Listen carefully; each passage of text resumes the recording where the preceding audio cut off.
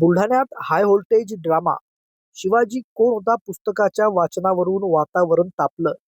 आमदार संजय गायकवाड यांचा आक्रमक पवित्रा, शिवरायांचा एकेरी उल्लेख खपवून घेणार नाही, दिला थेट इशारा. पोलिसांची दडपशाही की खबरदारी, अजित नवलेंचा पोलिसांवर गंभीर आरोप. शेकडो कार्यकर्ते ताब्यात, प्रकाशक प्रशांत आंबींना चिखलीतच रोखलं. ताब्यात घेताच आंबींचा संताप, आंदोलन सुरूच ठेवण्याचा निर्धार. आज बुलढाण्यात विचारांच्या लढाईने संघर्षाचे रूप धारण केले आहे. गोविंद पानसरे यांच्या शिवाजी कोण होता या पुस्तकाचे वाचन आणि त्याला होणारा विरोध यामुळे राज्याचे राजकारण ढवळून निघाले. एकीकडे आमदार संजय गायकवाड यांनी शिवरायांचा एकेरी उल्लेखावरून इशारा दिलाय, तर दुसरीकडे कम्युनिस्ट पक्षाच्या कार्यकर्त्यांनी दडपशाहीचा आरोप केलाय. पाहुयात बुलढाण्यातील या रणसंग्रामाचा हा विशेष रिपोर्ट. वादाची ठिणगी पडली ती आमदार संजय गायकवाड यांच्या विधानानंतर. गायकवाड यांनी स्पष्ट केलं की ते पुस्तकाचं वाचन ऐकायला जाणार होते, पण जर छत्रपती शिवाजी महाराजांचा अवमान झाला तर गाठ माझ्याशी आहे. मोर्चा काढून पुस्तक वाचण्याची घोषणा केली होती. मी तर आधी पण सांगितलं की छत्रपती शिवाजी महाराजांचा सन्मानपूर्वक उल्लेख जर करत असतील तर माझ्या घरात पण पुस्तक वाचण्याला मला काही अडचण नाही. परंतु आम्ही इथे कार्यक्रम आयोजित केला होता. शिवरायांचं पूजन आणि महाआरती, पोलिसांनी आमचा कार्यक्रमाला परवानगी नाकारली. आम्ही पोलिसांचा कायद्याचा सन्मान आम्ही केला. आम्ही आमचा कार्यक्रम रद्द केला. त्यांचा पण कार्यक्रम पोलिसांनी रद्द केला कायदा सुव्यवस्थेच्या नावाखाली. परंतु असं असताना पोलिसांनी परवानगी नाकारल्यानंतर सुद्धा तुम्ही महाराष्ट्रातल्या तमाम शिवभक्तांच्या जखमेवर मीठ चोळाय करता. जाणून बुजून जे पुस्तक तुम्ही छापलं, 20 लाख प्रती त्याच्या विकल्या, एवढं सगळं केल्यानंतर तुम्हाला आता इथून पुस्तक वाचायची आवश्यकता काय? आणि म्हणून आम्ही त्या ठिकाणी पुस्तक वाचायला जर ते येतील तर आम्ही पुस्तक वाचायला म्हणजे ऐकायला आम्ही जाणार. आम्ही समोर खाली बसणार. आम्ही विनयशीलतेने आम्ही सगळ्या गोष्टी आम्ही ऐकणार. आणि त्यामध्ये जर त्यांनी पुस्तक वाचताना छत्रपती शिवाजी महाराजांचा सन्मानपूर्वक उल्लेख केला तर आम्ही टाळ्या वाजून स्वागत करणार.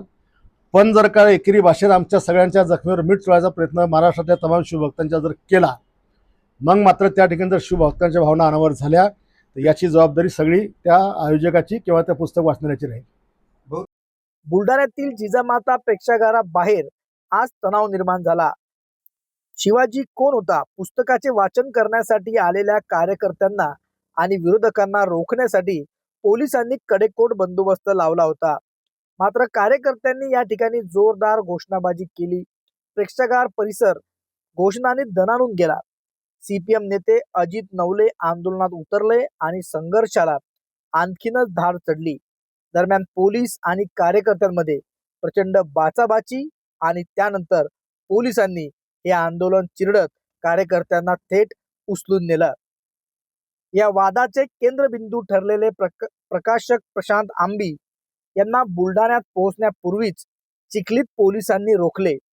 पोलिसांनी त्यांना ताब्यात घेतल्यामुळे कार्यकर्त्यांचा संताप अनावर झाला. आम्हाला कोणत्याही पद्धतीची डिटेनची नोटीस न देता पोलीस आम्हाला इथून जाऊ देत नाहीये. 22 तारखेला मला कॉल आला होता आमदार संजय गायकवाडांचा. तेव्हापासून पोलिसांनी फक्त त्रास द्यायचं काम केलेलं आहे. 22 तारखेला मी तक्रार द्यायला गेलो, त्यावेळेला राजारामपुरी पोलीस स्टेशनला आम्ही कॉल रेकॉर्डिंग वगैरे दिलं. 23 तारखेला अर्ज दिला. अर्ज दिल्यानंतर त्यांनी FIR दाखल केली नाही. त्याच्यानंतर आम्ही 24 तारखेला गेलो.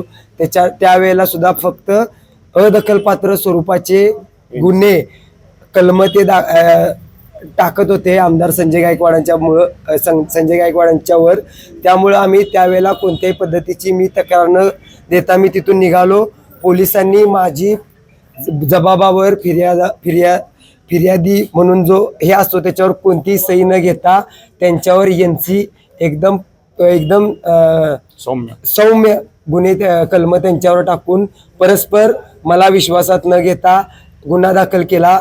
त्याच्यानंतर आम्ही SP साहेबांना भेटलो, तिथं सुद्धा आम्हाला न्याय मिळाला नाही.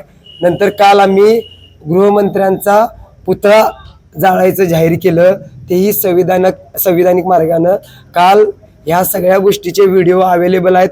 अत्यंत क्रूर पद्धतीनं अक्षरशः बिंदू चौकातला जो ऐतिहासिक बुरुज आहे त्या बुरुजावर आमच्या कार्यकर्त्यांची डोकी फुटली असती इथंपर्यंत पोलिसांनी आम्हाला ढकलाढकली केलेली आहे. त्या गोष्टीचा काल सुद्धा आम्ही निषेध केलेला आहे आणि आज फक्त मी इथं मोर्चाला आलेलो आहे. इथं आम्हाला काही बाकीचं काही करायचं नाही आणि तो आमचा इतिहास नाही आहे. 2012 पासून मी चळवळीमध्ये सक्रिय आहे. गल्लीपासून दिल्लीपर्यंत मोर्चे आंदोलन अटेंड मी केलेले आहेत. हे काय पहिल्यांदा मी मोर्चा आंदोलन करतोय असं नाहीये. त्यामुळे तुम्ही माझा इतिहास तपासा. आम्ही असंविधानिक पद्धतीनं कोणतंही काम, कोणताही मोर्चा, कोणतंही आंदोलन करत नाही. आम्ही संविधानिक मार्गानं इथं मोर्चा जाहीर केलाय. पोलिसांनी बळाचा वापर करून शेकडो कार्यकर्त्यांना ताब्यात घेतले.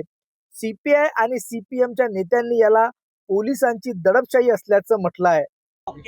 कॉम्रेड गोविंद पानसरे लिखित शिवाजी कोण होता हे पुस्तक लोकशाही मार्गाने वाचन करण्यासाठी या ठिकाणी आम्ही सगळे लोक इथे जमलेलो आहोत.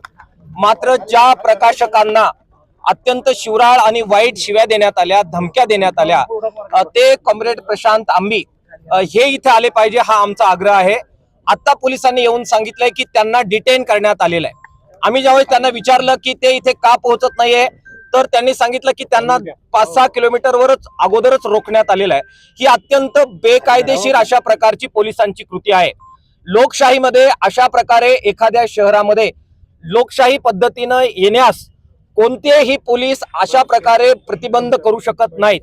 विशेषतः कोणत्याही गुन्हेगारी पार्श्वभूमी नसणाऱ्या, वैचारिक असणाऱ्या माणसाला असं रोखणं हे महाराष्ट्रामध्ये अत्यंत निषेधार्ह आहे. आम्ही सगळेजण त्याचा निषेध करतोय. पोलिसांनी दुसरी धमकी दिलेली आहे. इथे येऊन आमच्या समोर, आम्ही सगळ्या नेत्यांसमोर दिली आहे, 10 मिनिटांमध्ये हे सगळं थांबवा, नाहीतर आम्ही पाहिजे ते करू. मोगलाई माजली आहे का, दादागिरी आहे का, कशा प्रकारचा शब्द तुम्ही वापरताय? मला असं वाटतं की हे पोलिसांचं वर्तन हे अत्यंत निषेधार्ह आहे, लोकशाहीला काळिमा फासणार आहे. मुख्यमंत्री देवेंद्र फडणवीसांना आम्ही आवाहन करतोय. बुलढाण्यातील हे आंदोलन सध्या पोलिसांनी नियंत्रणात आणले असले तरी विचारांची ही ठिणगी आता संपूर्ण राज्यात पसरण्याची चिन्हे निर्माण झाली आहेत. शिवाजी कोण होता या पुस्तकावरून सुरू झालेला हा वाद आता राजकीय वळण घेत आहे. त्यामुळे हे प्रकरण पुढे काय वळण घेते याकडे सर्वांचे लक्ष लागले आहे.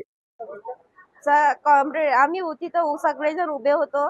त्या पुस्तक वाचन चालू होता त्यावेळेसच आम्ही मॅडम एका म्हणजे ओढून येत होते, काही पोलीसवाले, काही महिला कॉन्स्टेबल.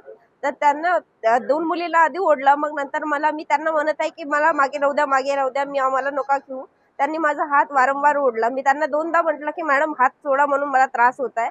पुन्हा 4 मॅडम ते आले. 7 लोकांनी माझा हात इथपर्यंत पकडला. पूर्ण असं त्यांना म्हणत आहे दुखत आहे, पण ते काही सोडत नव्हते. सर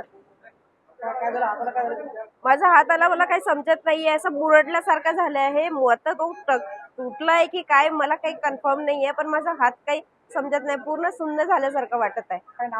माझं मनोकामना भौतिक नाव आहे, भंडारा जिल्हा.